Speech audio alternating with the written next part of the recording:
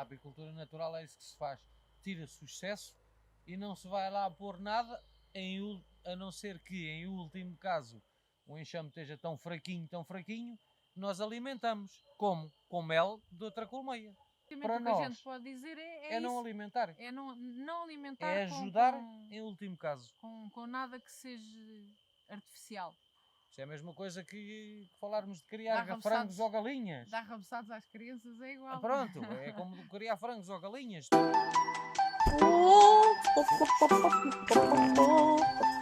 A floresta é repleta de entidades mágicas. Tem duendes. Apifasta. Como e quando é que se alimentam as abelhas? Queres começar tu? Porquê que é Vá, começa lá tu nesta. Não se alimenta as abelhas. As abelhas alimentam-se elas porque elas são inteligentes, elas sabem o que é que estão próprias. a fazer. Elas são animais selvagens, por isso é que elas polinizam, por isso é que elas acartam néctar, por isso é que elas acartam água, por isso é que elas acartam pólen, porque precisam tanto da água como do pólen para alimentar as crias e para elas. E para elas próprias, e acartam o néctar para ter o alimento delas. É este o alimento das abelhas. O apicultor, a única coisa que tem que fazer é deixar o mel ou o néctar que elas tiverem dentro da colmeia. Normalmente nós na apicultura natural o que fazemos? Temos um certo número de abelhas ou de topos de abelhas, temos um certo número de topos de mel ou de néctar, conforme ele esteja percolado ou não, e deixamos a mesma quantidade, ou supostamente é o que se deve deixar, é a mesma quantidade de topos em alimento como de abelhas. Se a gente conseguir deixar sempre isto, ou mais ou menos, dependendo da altura do ano, mas se conseguisse sempre deixar esta quantidade, as abelhas vão se conseguir manter e tudo o resto é o que nós podemos tirar e é o que nós tiramos, não é? Na apicultura natural é isso que se faz.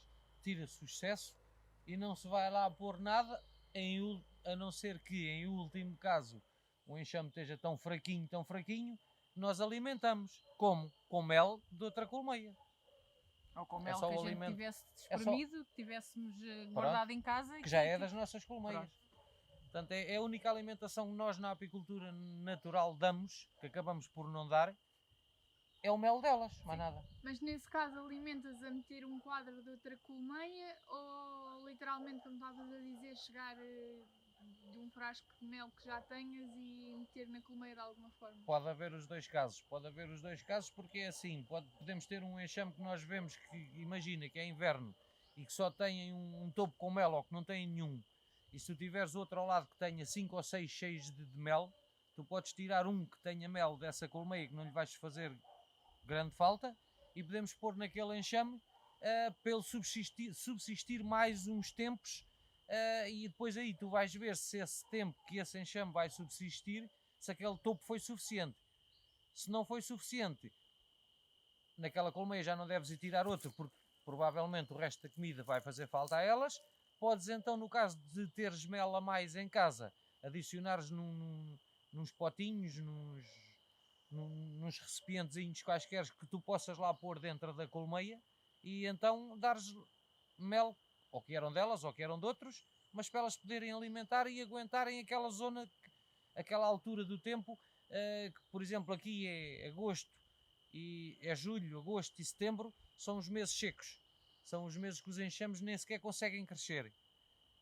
No caso de um não ter comida, a gente adiciona-lhe um bocadinho de mel e consegue mantê-lo para quando o tempo melhorar ele voltar a fortalecer. Ou no caso do inverno, o inverno tipo ir ainda a meio e tu veres que ela já não tem reservas, então podes ou adicionar um topo de uma que tenha a mais, ou de mel que já tenhas, e ir adicionando aos bocadinhos. Não precisas chegar lá e pôr um frasco de 1 kg dentro de uma colmeia, percebes? Podes ir lá hoje e pôr um boiãozinho pequeno com 3 ou 4 colheradas de mel, elas vão comendo e vão armazenando e vão se mantendo daquele tempo, e daqui a uns dias vais lá, vês, olha, já não têm, voltas a dar outra vez, para conseguires passar aquela altura em que elas não conseguem arranjar comida. Porque, por exemplo, imagina que é de inverno aqui na nossa zona, desde que o tempo não esteja muito mau, de chuva, que é o pior para elas, mesmo com o frio elas vêm menos tempo, mas ainda conseguem vir à rua. E de inverno conseguem apanhar a florada de eucalipto.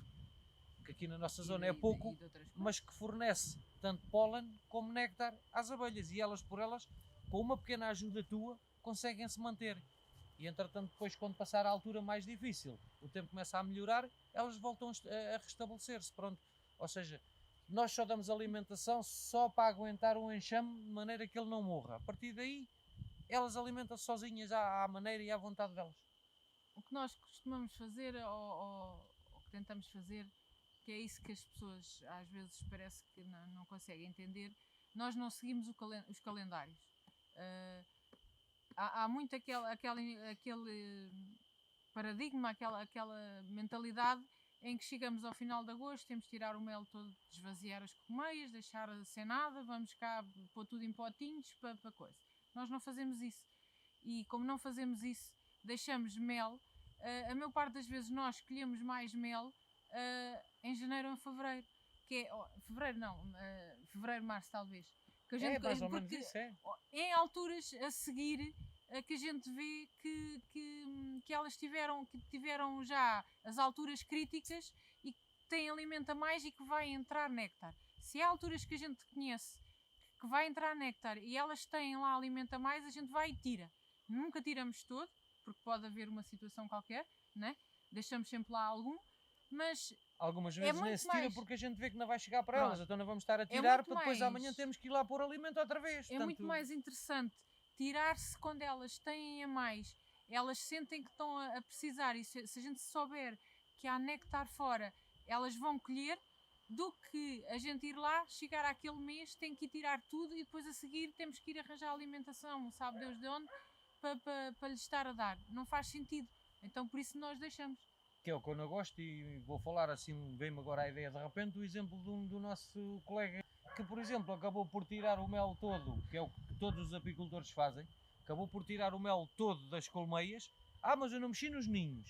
Está bem, mas passado um mês já começou a dizer que as abelhas já estavam a ficar fracas, que já não tinham alimento, teve que ir comprar alimento para depois dar às abelhas. Ou seja, isso não é uma coisa que é das abelhas, não, para mim não é uma coisa que se vai dar às abelhas, pronto.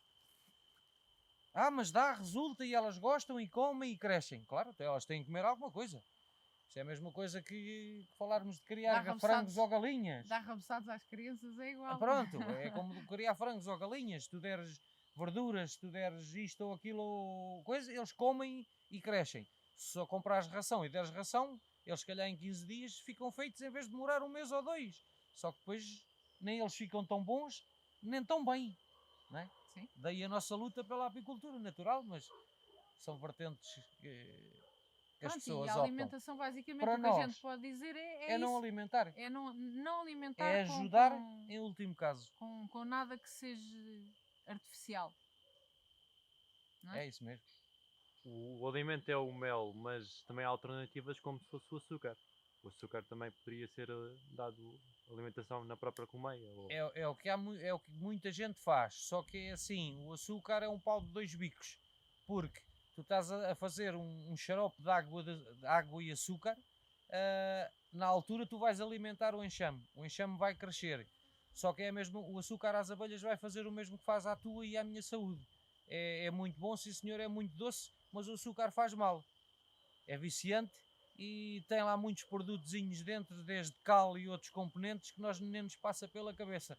Ou seja, é uma coisa que vai fazer bem hoje, mas vai fazer mal amanhã e depois e no outro dia. Percebes o meu ponto de vista? Também há outras alternativas em relação ao açúcar. Também existe agora açúcar de coco e plantas como stevia. Também será possível também dar como são alternativa ao açúcar? Será que provavelmente sim, apesar de eu não conhecer. Pois, não, isso é assim, são tudo coisas doces que se vai dar. Pronto, como a escala era mais saudável, como já era melhor com o açúcar branco, por exemplo. Sim, já se aproximava com o mel. A dar seria sempre por aí. Por isso. A dar podia sempre ir por aí, mas isso não se torna viável primeiro pelos preços, não é? Os preços de um açúcar e do outro não acho que não é muito viável. E depois é assim, a abelha quando vai buscar o néctar tem aquela coisa do doce do néctar, né? Mas tem ali as particularidades do néctar, cada flor é diferente. o açúcar que está ali é concentrado. É só açúcar, é só frutose, é muito forte para se estar a dar. É doce E- ao paladar e não tem lá nada de bom que se não tem, aproveite. não tem os nutrientes que se devia ter. A gente, por exemplo, a gente trocou ou troca o açúcar branco na nossa alimentação por esses açúcares que estás a dizer, e eles são bons, mas se tu puseres uma fruta, o doce de uma fruta, de uma planta, dentro do teu alimento, estás a ver? Tornas o alimento completamente diferente em relação ao açúcar. A gente não devia sequer pôr nenhum desses doces, desses adoçantes. Até que para as E para elas é abelhas- igual. Entendes? Consegues conseguir fazer-me explicar? O doce não é o mesmo, não é a mesma coisa. E depois tem outra que é como a nós, é a mesma coisa. Aquilo torna as abelhas dependentes e calonas, como a gente costuma dizer. A abelha, se tu chegares ali e meteres um pote de xarope, seja de adoçante ou que açúcar que tu puseres, e até o mel. Por isso é que a gente não faz ou raramente faz. É preferível pôr um topo lá dentro, que é da mesma maneira como elas costumam fazer, do que a gente estar a pôr só um potinho de mel lá em cima. A gente só faz isso nos últimos casos.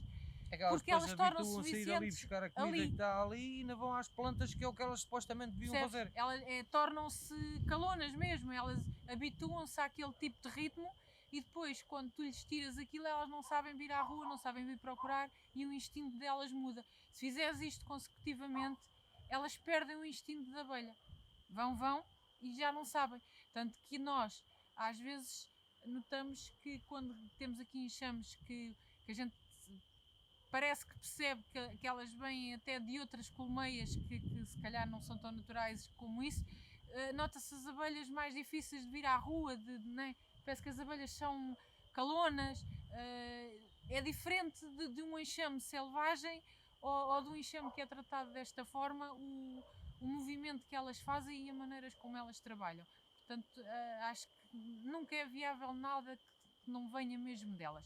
Era preferível, se calhar, se fosse uma altura que tens melancia em casa a mais, que tens fruta a estragar-se, que tens seja lá o que for, meteres à frente do colmeia para as alimentares, do que ires À lá frente pôr... não, desculpa pronto, interromper, à frente, perto, relativamente perto, mas não muito perto. mas de uma maneira que elas deem com aquilo para as alimentares dessa forma, do que propriamente estares lá a colocar um xarope, uma água com um açúcar ou com um adoçante que seja ao pé delas, não é? Uma coisa que elas adoram, as ceras, quando nós esprememos as ceras para tirar o mel, há sempre mel que fica agarrado às ceras. E então aqui no nosso caso as colmeias estão a 200 e perto de 300 metros de longura da nossa casa e eu não preciso trazer para o pé das colmeias. Eu deixo as ceras vazias lá, em cima, dentro do recipiente ao ar, e elas, passado umas horas, estão minadas de abelhas. Ou seja, elas daqui, e mais algumas provavelmente, vão logo lá à procura porque elas sabem que aquilo é comida, é bom, é mel. Elas vão lá e secam-te a cera toda. Limpam-te. Limpam a cera toda, elas até roem e retraçam a cera, parece que desfazem mesmo a cera para aproveitar tudo o que é mel. Portanto, o mel é uma coisa que tem vitaminas, aminoácidos, proteínas. É tudo Epá, e bom. se tu fores ver o açúcar, o que é que o açúcar tem? Nada. Tem doce, sabe-te a doce, estás a ver? Portanto, daí a gente dizer que água e açúcar ajuda-as hoje, mas depois prejudica-as amanhã. Vamos um bocadinho àquele ponto dos medicamentos normais, que é a mesma coisa. Mas pronto, já é outra conversa. Fazem bem hoje para fazer-te mal amanhã ou outra coisa. Mas pronto, Portanto, a mulher é não alimentar. é isso mesmo. Pelo menos não com o xarope e com o Alimentar açúcar. só em último caso, de preferência com mel. E então aí, na situação de estar em último caso e de não teres mel, então aí fazer um xaropezinho só para as abelhas não morrerem, né? É Mas- preferível que deixar o enxame morrer à Sim, fome. sim, também temos essa questão, não deixar elas morrer. Mas aí temos de ter o discernimento humano e a nossa capacidade de dizer que eu vou lá pôr meio litro de xarope, ver se elas tomam e se elas estão a começar a vir à rua e se na rua já têm a possibilidade de comer. Daí eu Porque- dizer que só em último caso. Pronto, mas é preciso a gente fazer uma observação aí. Não, elas estão com aquilo cheio, vamos lá pôr que elas foram lá comer tudo.